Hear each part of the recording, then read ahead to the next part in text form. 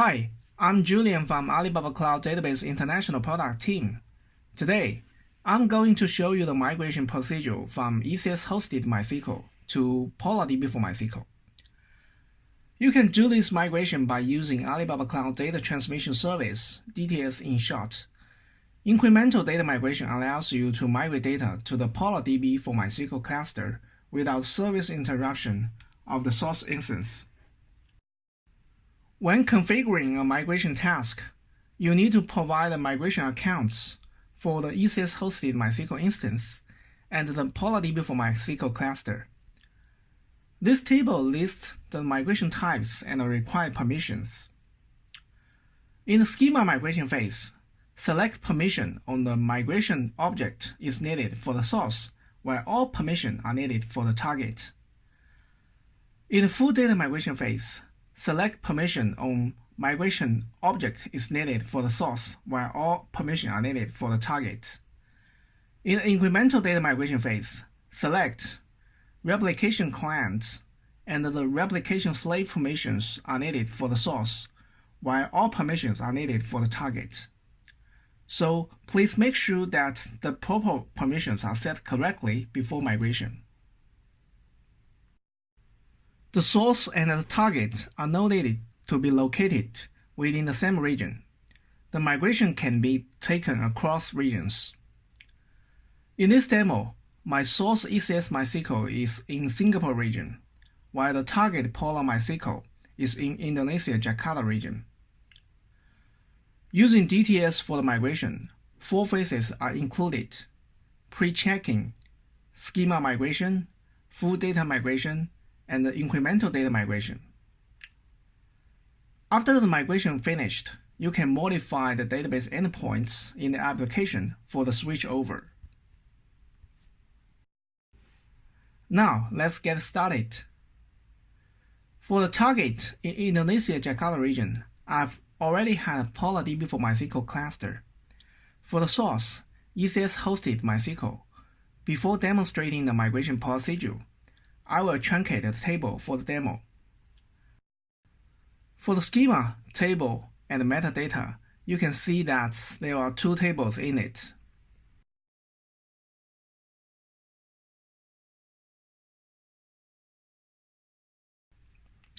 For the migration, go to the DTS for the configuration.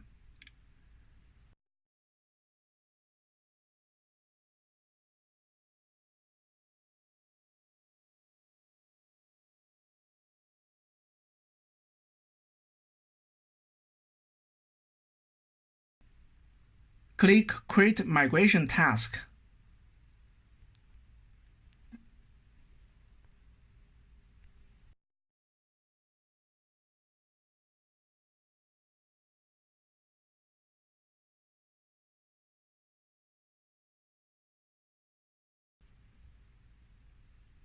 Set the task name. In the source database, select User-Created Database in ECS instance. Select the Singapore region, where ECS-hosted MySQL located. All ECS instances ID are listed automatically. Select the right one, and set the source MySQL account and password. Then test the connectivity. It shows passed successfully. It is possible that it may fail at this step, so please check the ECS whitelist in security group and the ECS-hosted MySQL IP privileges. The encryption mode for accessing the source database, select Non-Encrypted or SSL Encrypted. In this demo, Non-Encrypted is selected. Note, if SSL encryption is required, you need to prepare and upload your CA root certification in advance. In the target database, select PolarDB, select the Jakarta region, and the instance ID I prepared for this demo. And also PolarDB account and password are needed. I have not set the PolarDB account yet, so go there to create a create an account.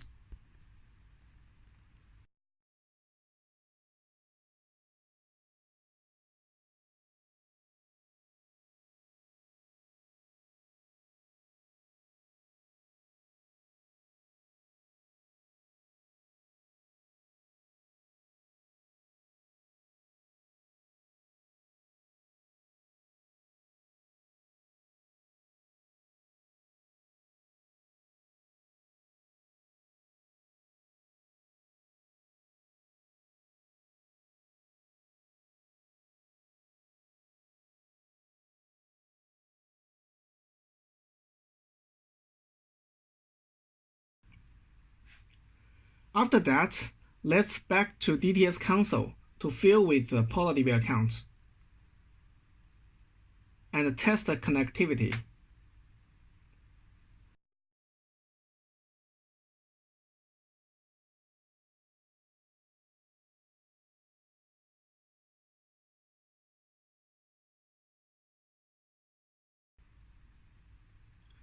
It shows passed successfully as well.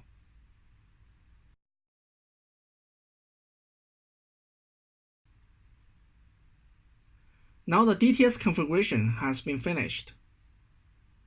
Click Set Whitelist and Next. Select Schema Migration, Full Data Migration, and Incremental Data Migration for the data consistency during the migration. If you don't select the incremental data migration, data updates in the source database are not migrated to the destination instance. Select the object in the source MySQL instance to be migrated. Now, I pause here for the detailed task configuration. Since I want to better show the whole procedure how DTS task works, I go to prepare 3 Java programs as the JDBC clients. The first one is the insert client connecting to the source ECS MySQL to continuously insert data into it. The second one is the query client connecting to the source ECS MySQL to continuously read data from it. The third one is the query client connecting to the target PolarDB MySQL to continuously read data from it. For the client setup, let me go to the PolarDB to set up whitelist for the connectivity.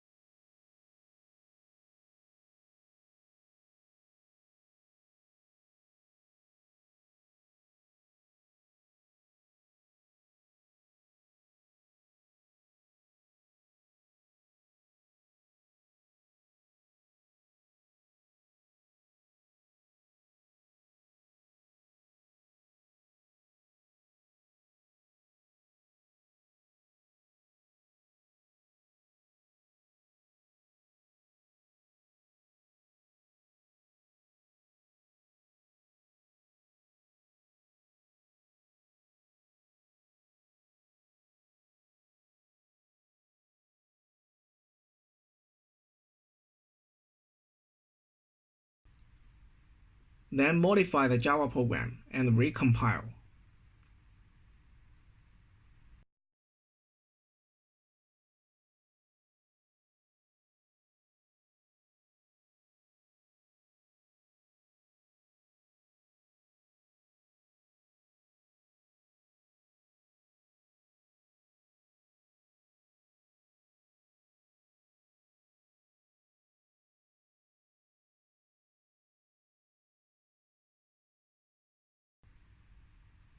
After that, Let me go back to the DTS Web Console. Click Save to save the config task. Now we can start a task to kick off the migration procedure.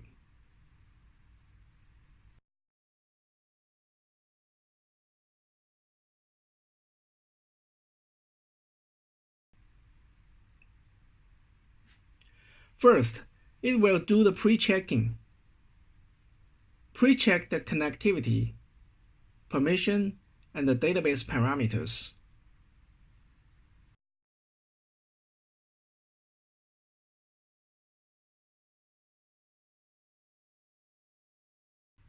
There are some pre-checking failures.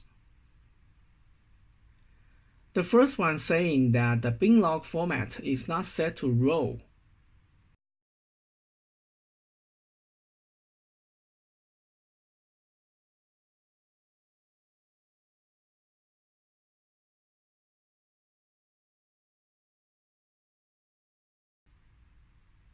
And the second one saying that the server ID of the source database need to be greater than 1. So let's go to the source ECS MySQL to fix these two pre-checking failures.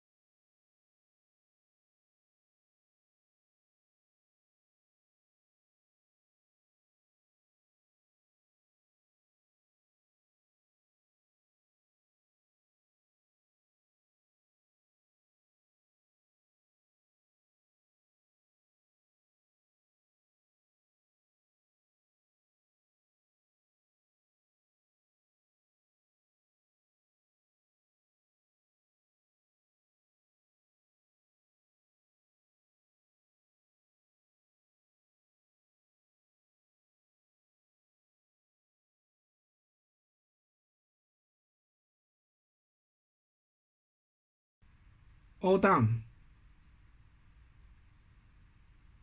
Now go back and start the task again.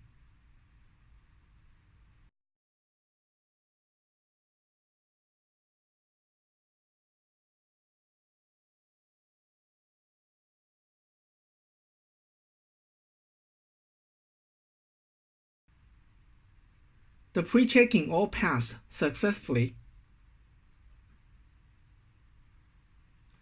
Select a channel specification according to your business requirements. Here for the demo, I select small.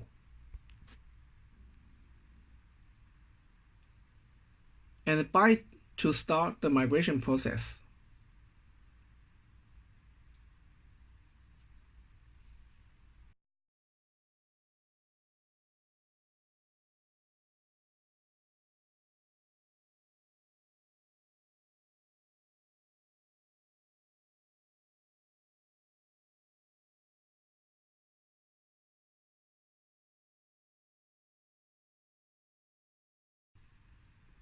We can see that in the first command line window, insert client continuously insert data into the source ECS MySQL. In the second window, query client query the records counts from the source ECS MySQL, while in the third window, query client query the record counts from the target PolarDB for MySQL.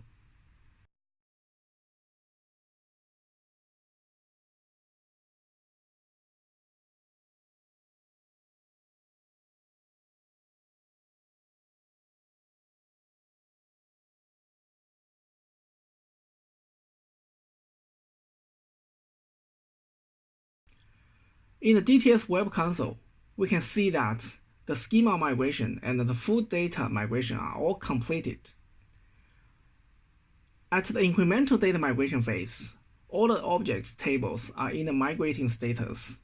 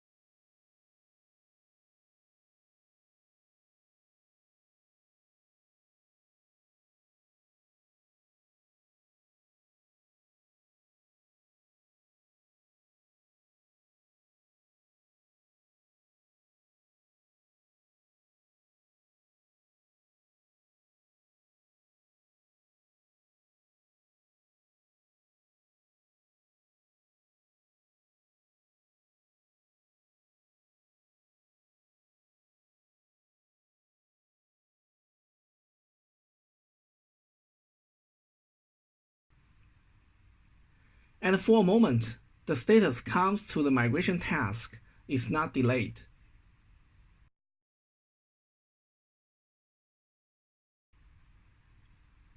Suppose we stop these 3 clients and restart them.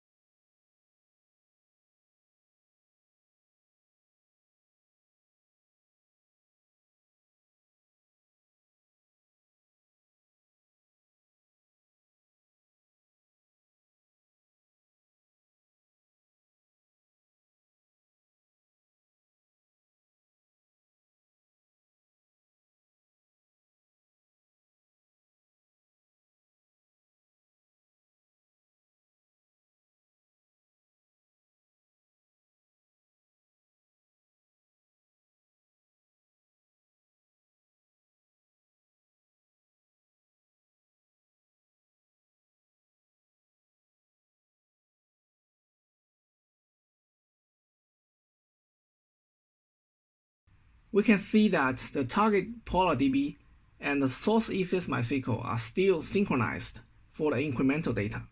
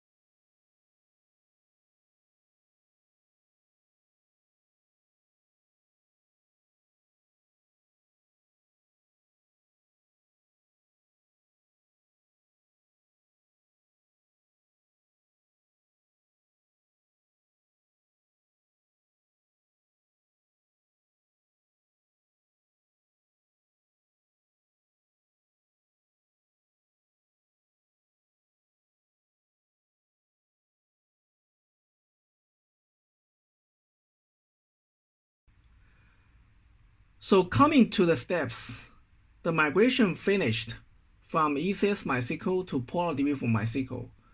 You can choose to modify the endpoints in your application to access PolarDB afterwards for the switchover. So follow these steps. It is easy to migrate from ECS hosted MySQL to PolarDB for MySQL, right? If you need some more details, please scan this QR code for the documents of this tutorial. Thank you for your time.